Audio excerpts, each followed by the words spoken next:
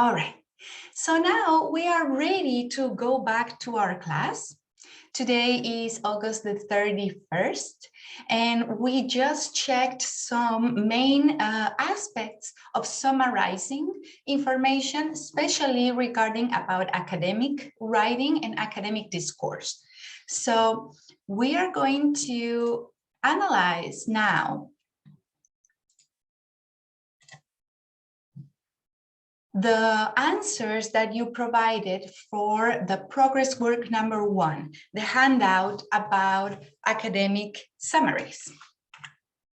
As you can see in today's agenda, we are going to check the feedback for the handout. And also in the second part of the class, we are going to start talking about formal speech, okay? We already played a Kahoot activity only to activate some ideas.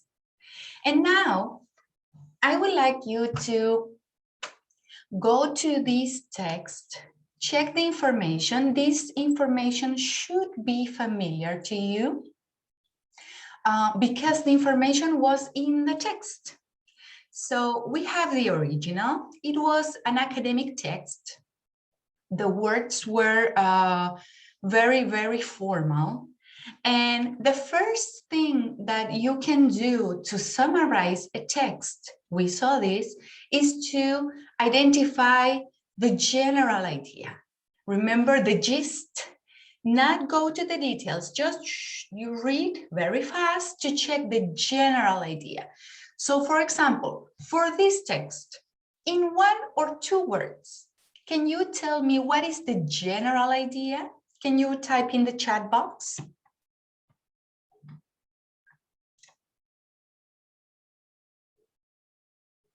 One or 2 words. What is the general idea for this text?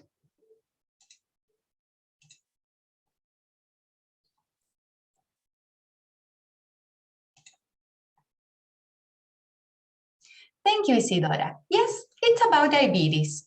Very general, okay? We're not talking about details. Now, we go to the next step. We dive into the text and we check for the details. In 2 or 3 words, can you describe more details for the text? Diabetes about a specific person, a specific age, types of diabetes, any problem with diabetes, any supportive ideas. For example, one supported idea could be childhood. Okay, childhood, they talk about diabetes in childhood. Diabetes in children around the years. Thank you, thank you.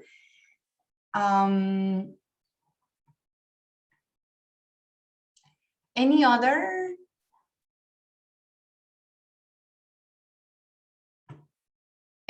supportive idea?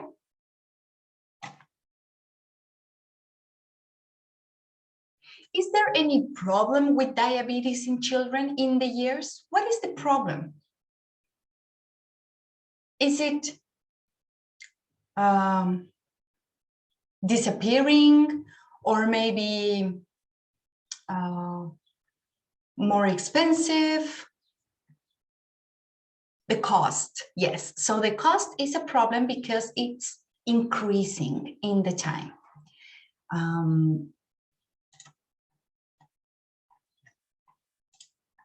So the third step, we go for the gist, general idea. We go for the details. The next step is to identify the key vocabulary. For example, in my opinion, I think this is the key vocabulary for the text. Diabetes, genetic disorder, childhood, type 2 diabetes, the 30%, because it tells you that it is increasing, the money, and skyrocketed. Skyrocket is like increase very much, okay? And so those are the keywords. Now, what is the problem with this summary? Some of you suggested that the problem was that the information was not very organized. Other people suggested that the information was exactly the same as the original text. And that is one of the main problems. In my opinion, I think this summary is not an academic summary. It is only a list of the main ideas of the text. It is true, diabetes, children had diabetes in the past, and now it is increasing and more money is associated. The three ideas are relevant. Yes, that is correct. But the problem is this summary does not include original words. It is just copy, paste, copy, paste, copy, paste. Copy, paste is not an academic summary. Last class, we saw that an academic summary is only one sentence. Who and what? For example, the author explains the increase of diabetes across the years. That is an academic summary. It's like a general idea, the most important part of the text. And more importantly, in your words. Copy-paste is not a good option for an academic summary. Secondly, another option we can include to the first sentence is to explain how the author did this, for example, by comparing information, by explaining the effects of diabetes. And finally, we can include something very relevant, some very important information. So,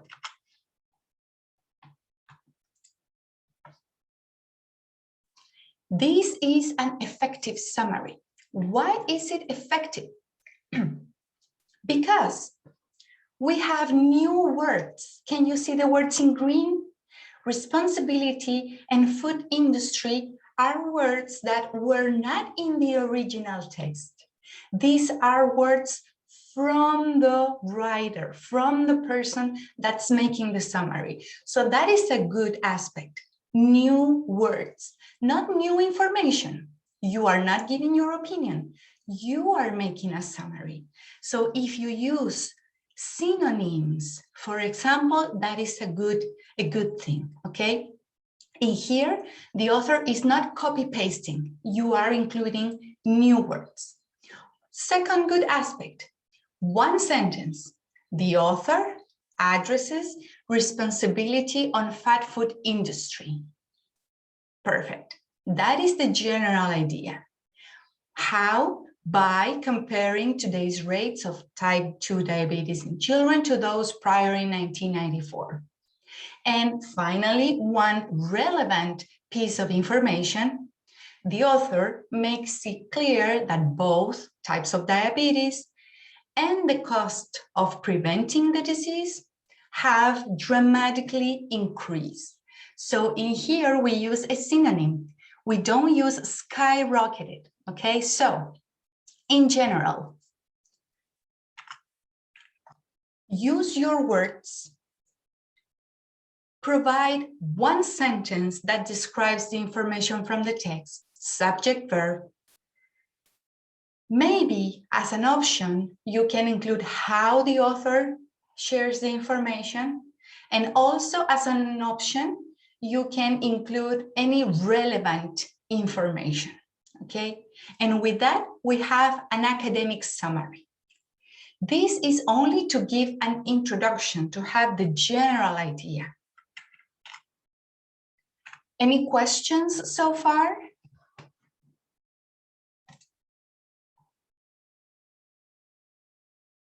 Okay, let's continue. If you have any questions, please feel free to interrupt me at any time, okay? Let's go with the next exercise. We had 3 poems, little poems in the handout. The first one is very popular, Itsy Bitsy Spider. So what is the story? We have a spider, her name is Itsy Bitsy, and the spider climbed up a water spout. But it was raining and the spider fell out. The rain washed the spider out. But then the sun appeared and the spider went again to the wall, to the spout. So keywords, for example, spider, obviously, the actions, climbed up and fell or washed out. And then another important word is that the spider continued, tried again. So what can be a summary sentence? Remember, we have a sentence with a subject, an action or verb, and complement. Extra information. So a spider can be the subject, escalated many times. That is like a summary. Why? We don't copy paste. We have your own words. For example, escalated is not in the original text, but the information is similar, okay? You are not inventing information. You are using synonyms. And you are giving a general idea of the text. Next one, Humpty Dumpty. So what is the story? There was an egg called Humpty Dumpty. He was sitting on a wall and he fell. So he was an egg. It says, all the king's horses and the king's men couldn't put Humpty together again. Why? Because he broke. He's an egg. So if he falls, he breaks. A summary could be an egg could not recover his fractures after falling. So in one sentence, we give a general idea. Any questions? We will continue practicing with making summaries, but later you are going to use different texts, okay? So we will continue practicing this. It is an important skill for two things. One is because if you get familiar, if you get used to academic summaries in this manner, you are going to be able to process information in a better way. You will be able to understand information better and to produce information better. And secondly, because in this way, you will be able to process information from different texts to make your own opinion. And therefore, as a consequence, you will develop a robust opinion, all right? All right. So, my final advice, please remember to use your words when you make an academic summary. Don't copy paste, okay? Use synonyms, use your words. Don't give your opinion. It's a summary, only the information from the text, but please use your words. Any questions, any comments? No? Okay. All right. So now we are going to go to the second part of our class today. As I mentioned before, we are going to work with formal speech. In academic writing and academic discourse, we work with summaries, you do your opinion, but formal speech is how you communicate your opinion. We have two ways. We can do it informally, in a colloquial way, or we can do it in a formal way. And today we are going to explore some aspects that are characteristic for the formal way. So first, we are going to watch a video This is a video about a piece of news. So you will see a journalist, she's a woman, and in the news, a father is going to appear and share ideas and comments. So please write down these words: extremely, nonuplets, now, didn't, just like you, and babies. Please write the words, because I would like you to watch the video and identify who said this, what person mentioned this word. The journalist, you can write a J, or the father, and you can write an F, all right? Please let me know when you are ready. You can show a thumbs up so we can continue to the next slide. When you are ready with the words, show me a thumbs up.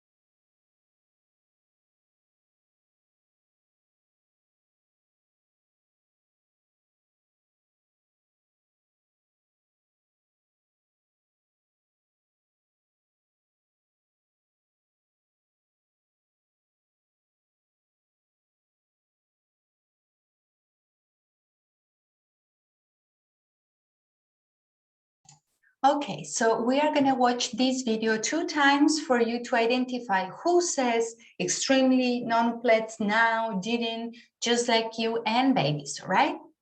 Let's go.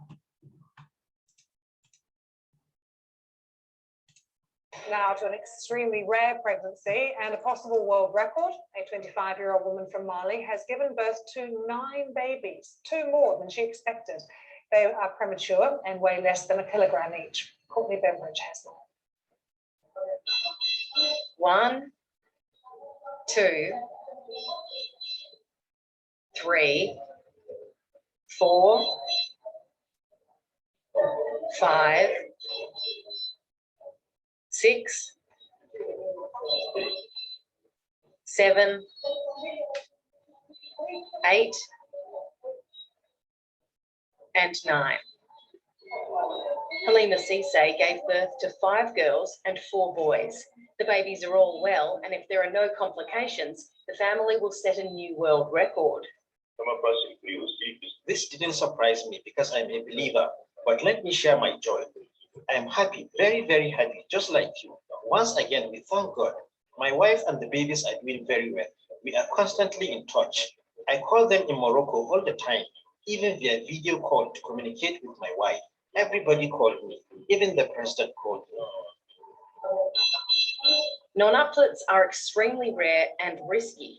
Doctors in Mali were worried, so the government intervened and the mother was flown to Morocco. She was 25 weeks pregnant, so we tried to make the pregnancy period longer until she reached 30 weeks. She gave birth eventually with the help of a cesarean operation. We were surprised to find 9 babies. Nadia Suleiman came to international attention when she had octuplets in 2009, and she holds the current world record for most babies born in a single birth to survive. Courtney Bembridge, BBC News. Okay, so we are going to watch the video one more time. Please remember, who says extremely, nonuplets, now, didn't, just like you, and babies. Let's go. Now to an extremely rare pregnancy and a possible world record. A 25-year-old woman from Mali has given birth to 9 babies, 2 more than she expected. They are premature and weigh less than 1 kilogram each. Courtney Bembridge has them. 1, 2, 3, 4, 5, 6, 7, 8, and 9. Halima Cisse gave birth to 5 girls and 4 boys. The babies are all well, and if there are no complications, the family will set a new world record. This didn't surprise me because I'm a believer, but let me share my joy. I am happy, very, very happy, just like you. Once again, we thank God. My wife and the babies are doing very well. We are constantly in touch. I call them in Morocco all the time, even via video call to communicate with my wife. Everybody called me, even the president called me. Non-uplets are extremely rare and risky. Doctors in Mali were worried, so the government intervened and the mother was flown to Morocco. She was 25 weeks pregnant, so we tried to make the pregnancy period longer until she reached 30 weeks. She gave birth eventually with the help of a cesarean operation. We were surprised to find 9 babies. Nadia Suleiman came to international attention when she had octuplets in 2009, and she holds the current world record for most babies born in a single birth to survive. Courtney Bembridge, BBC News. Okay, so that was a very special case, right? 9 babies, 1 mother. And before she had 8 babies. So now she has 17 children. That's amazing, pretty impressive, isn't it? Okay, so who said the word extremely? The journalist or the father? The journalist. Thank you. Yes, the journalist. Now, look, extremely. Is this familiar to Spanish? Yes. Yes, it's similar, and that's what we call Latin base root word. Latin base root. The root is like, imagine a plant. Imagine a plant with flowers and the soil, and the roots are inside the soil. That's the root. So a word that is Latin-based root is very similar to Spanish because Spanish is Latin-based, all right? All right, so who said nonuplets? Nonuplets are 9 babies born together. Who said that? The journalist or the father? Journalist. Journalist, thank you. And how about didn't? Who said didn't? The father, thank you, Francisca. How about now? Now, not in the past, not in the future, right now in the present. Who said that? Father or? Thank you, yes, the journalist. And how about this expression? Just like you. The father. The father, thank you, yes. And finally, babies. Who said babies? Both, yes, thank you very much, both. So let's take a look at some characteristics. For formal words, we use Latin-based vocabulary. Latin-based is going to be very similar to Spanish.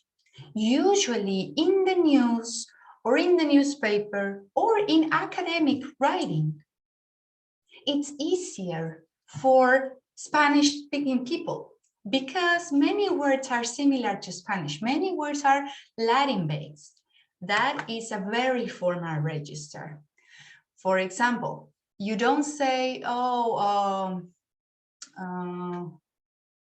it's a very, what could you say?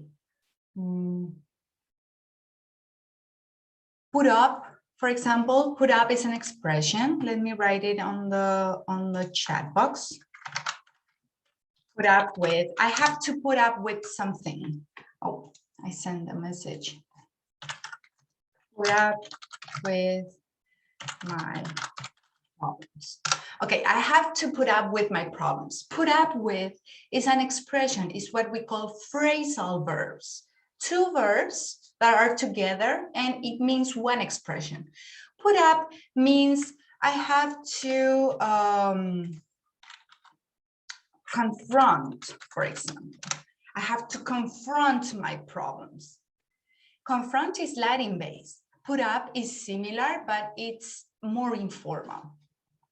Another formal characteristic is that we don't use decontracted forms. So for example, in writing, especially we say are not, or we can say did not, or we can say cannot. Those are formal expressions. The contracted version is informal. Also, we use tier 3 vocabulary. There is one thing that is called tiered vocabulary. Tiered vocabulary is a concept to classify words. So we have tier 1, tier 2, and tier 3 vocabulary. Tier 1 are everyday words. For example, woman, computer, pencil, cup, car, everyday words. Tier 2 vocabulary are words that are a bit more formal and specialized. And tier 3 vocabulary are words that only specialists manage. So for example, in education, the word curriculum is very familiar for us because we are specialists in education. However, if you ask, for example, a person who works in medicine, maybe they are not familiar with curriculum because it's a very specialized word. So in formal discourse, we use tier 3 vocabulary very much. And finally, we use discourse organizers. So we say, for example, now, or we say first, I am going to talk about this. Second, I'm going to talk about that. And finally, I am talking about this. That is to help the reader or the listener to receive the information better. And in everyday speaking, it's not very common that we say, oh, for example, first, in contrast, later. It's not very common. And well, in informal speech, we use contracted forms and slangs. Slangs are like expressions. For example, in English, you can say, what was your weekend like? I can talk to a friend and I can say, oh, hi friend, how are you? How was your weekend? And my friend can say, oh yeah, it was great. I went to downtown and I was like going into an ice cream and I had ice cream and I went with my boyfriend and he was like, I don't want to have ice cream. Those are slangs, very informal expressions. In formal speech, we don't use those. Any questions, any comments so far? Miss, Yes? what is the meaning of tier? Tier is a word to describe the sections of something. It's also used to describe, for example, this is tier. But that is very, very concrete. If I think about tier vocabulary, I can say, for example,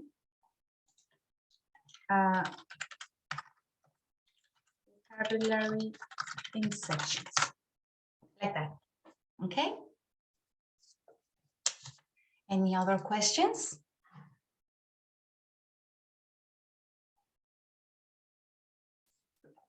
Okay. By the way, I am going to continue. I know that we have been together for 1 hour and that it's time for your break, but today's class is not very long. I'm going to continue for no more than 20 minutes and then we finish the class, okay? So I think it's better we don't have a break because 15 or 20 more minutes and then the class is over, unless you want a break and then we come back for 20 minutes. So what do you prefer? Please let me know.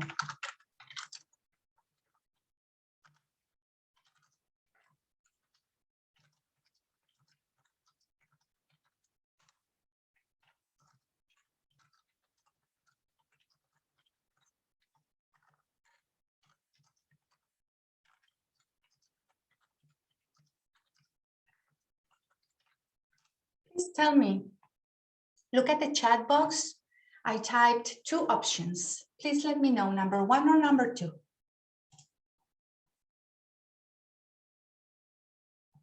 Yeah, I thought so.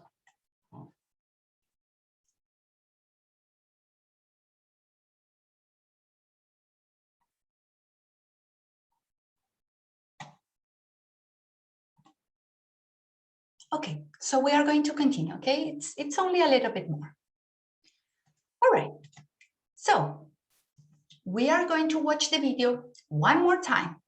And now you are going to identify this. Any more Latin-based vocabulary?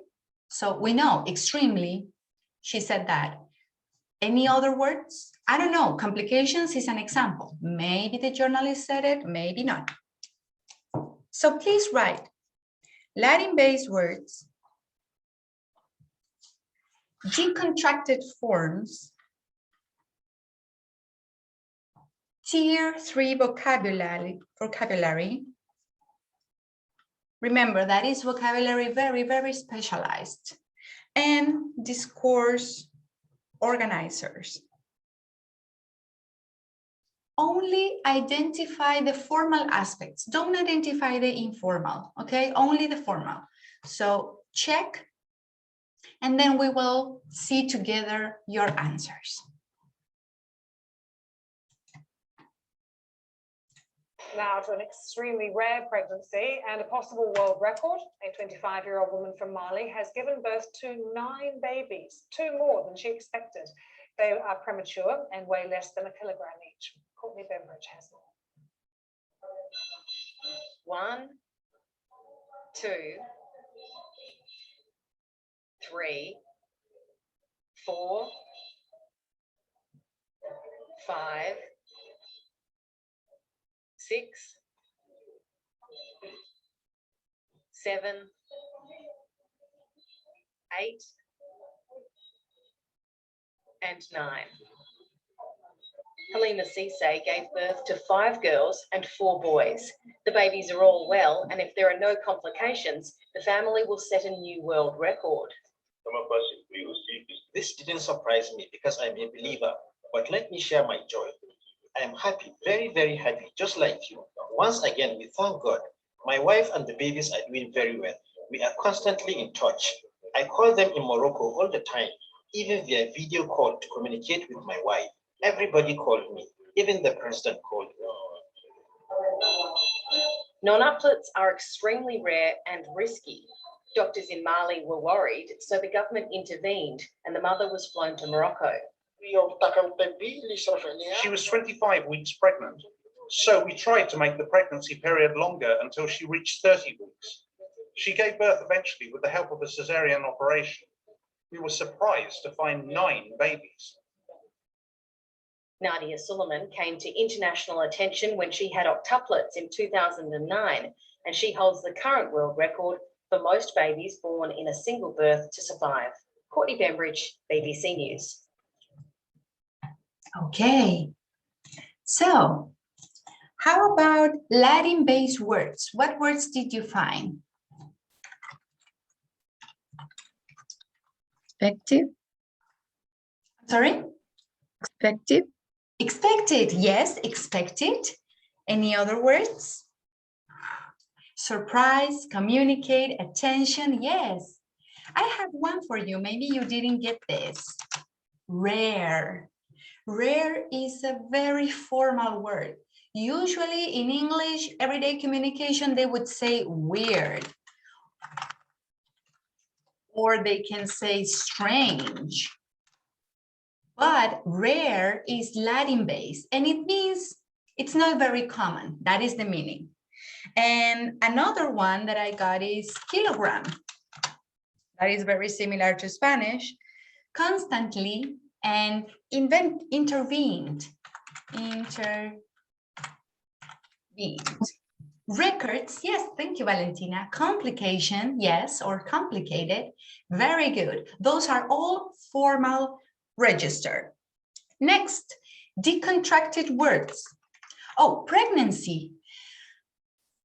I don't think pregnancy is Latin based. Pregnancy is actually Anglo-Saxon based. It is, I mean, it's not formal or informal, but it can be formal if it's not Latin based. That's okay. But now we are checking Latin based words. Any decontracted forms? What did you see or what did you hear?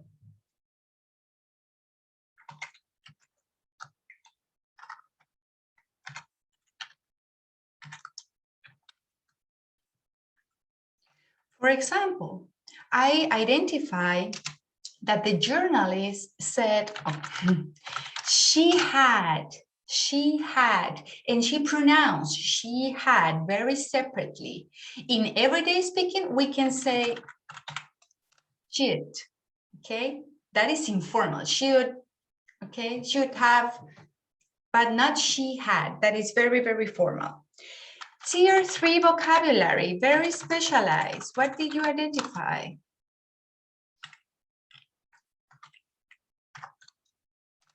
Any words?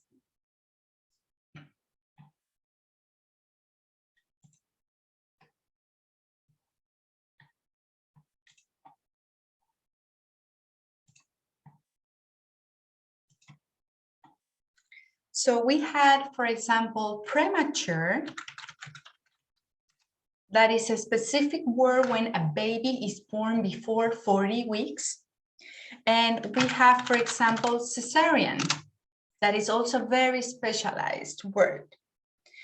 At least I did not identify many discourse organizer. The only discourse organizer I identified was now.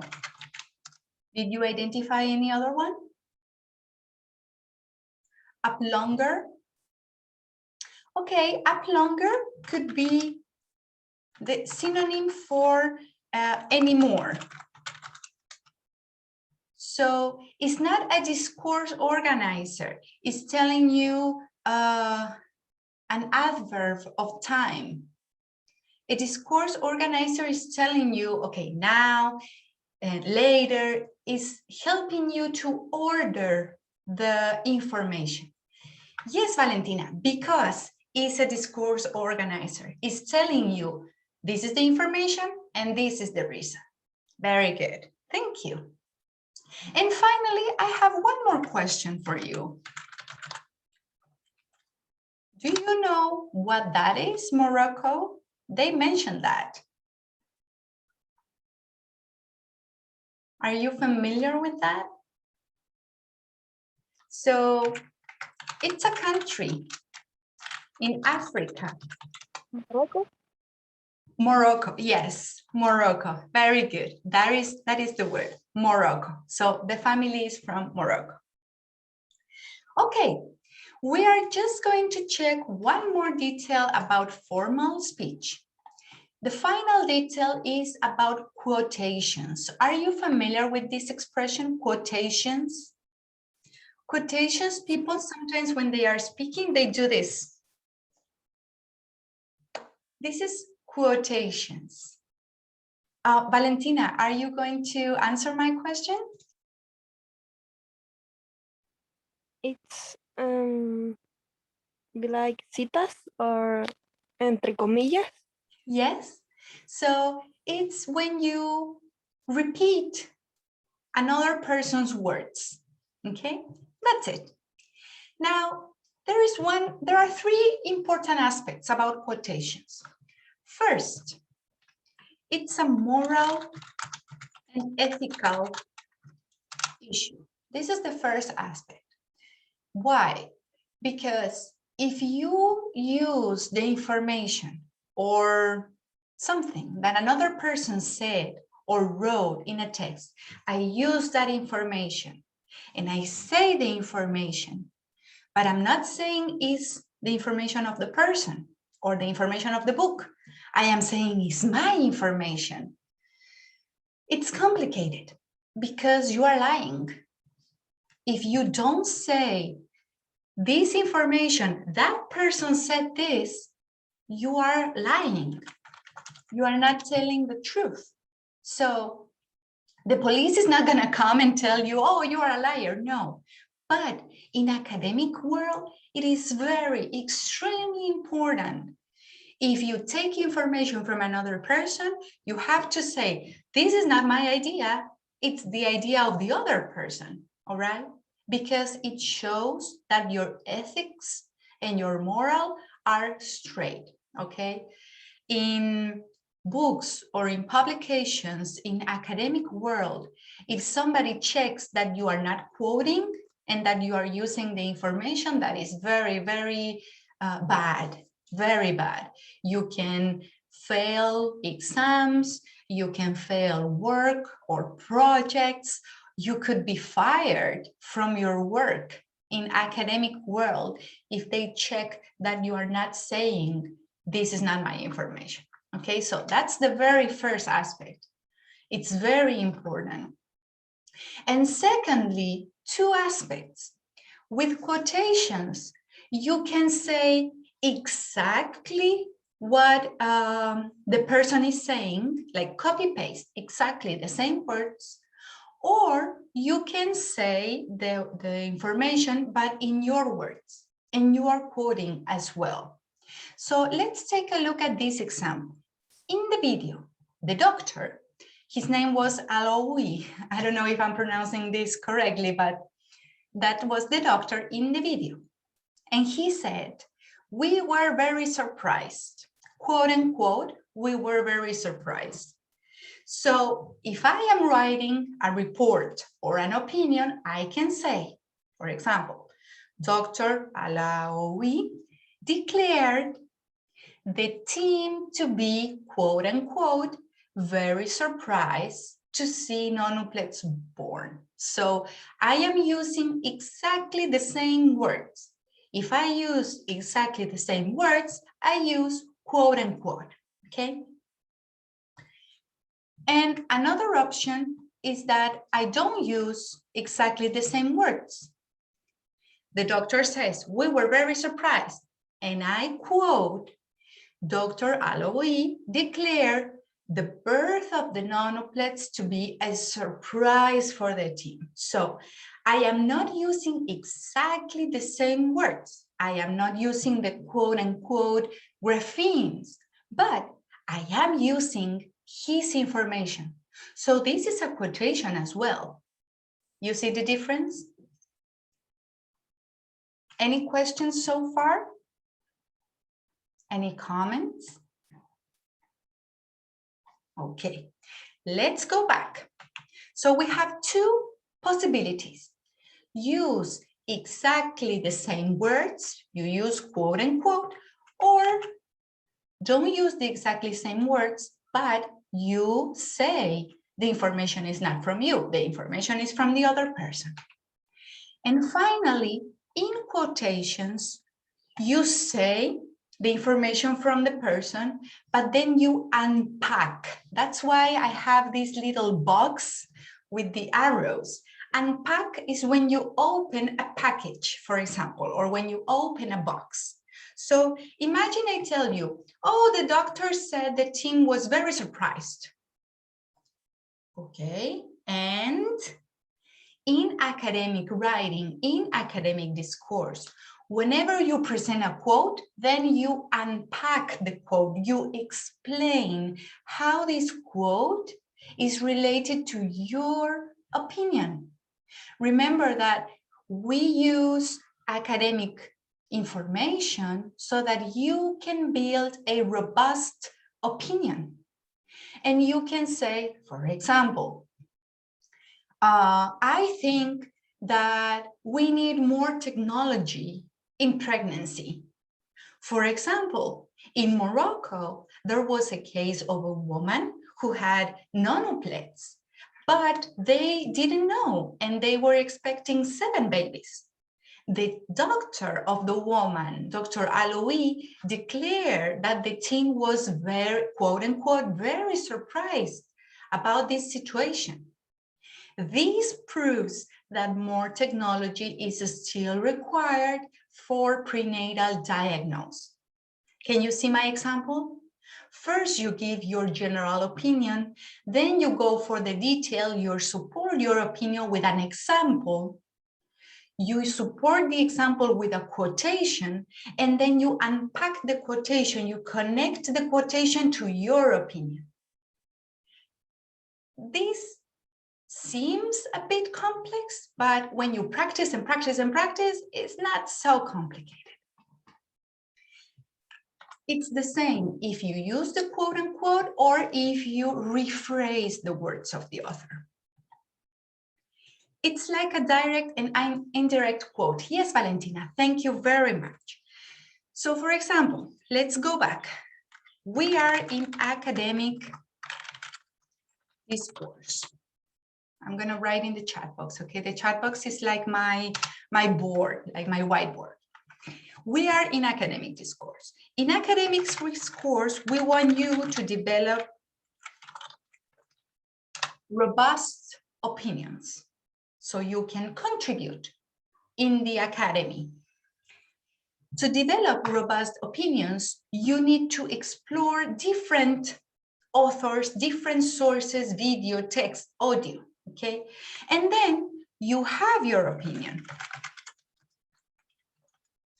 You give your opinion, and then you support your opinion with examples, with quotations. And if you use a quotation, you have to unpack the quotation. Unpack means to connect the quotation to your point or to your position, right? To your opinion. So that's what we are doing. And Miss, what is the role of summaries? Well, because if you want as a robust opinion, you have to explore different resources. And to explore different resources, you go and you make a little summary for each source. So you can, okay, now you can make your own opinion. Any questions? Any comments? This is what we are going to do for the rest of the semester.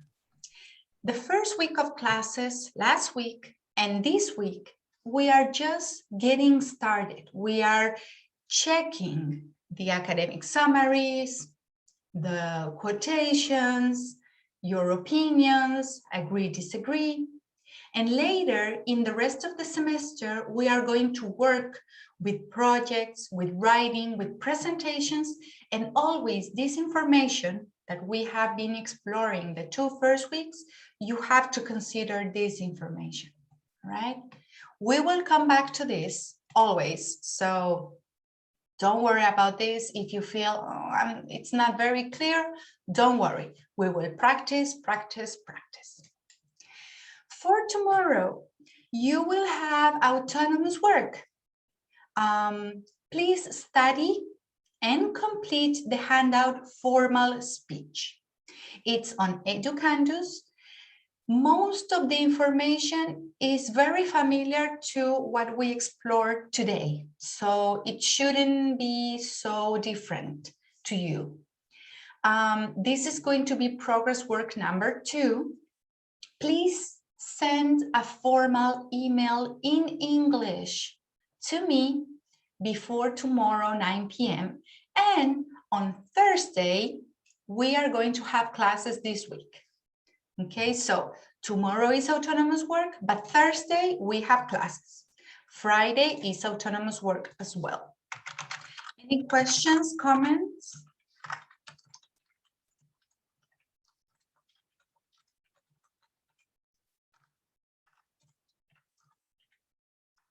No? Okay, please remember, tomorrow, autonomous work, send a formal email. And on Thursday, September the 2nd, we have online classes, oh my God, 8:30 a.m., not 8, 8:30 a.m., all right? Okay, so I hope you to have a very good day. And I think I will see most of you today in the afternoon in our other course. Please let me know if you have questions, if you have doubts, you can write me a little email. That is okay. All right? Yes, Miss. Thank you. Thank you for replying. Have a wonderful morning. Enjoy. You. See you. Bye, Miss. Bye-bye. Bye, Miss. Bye, Bye, Miss. Miss. Bye, Miss. Bye, Miss. Bye, Miss.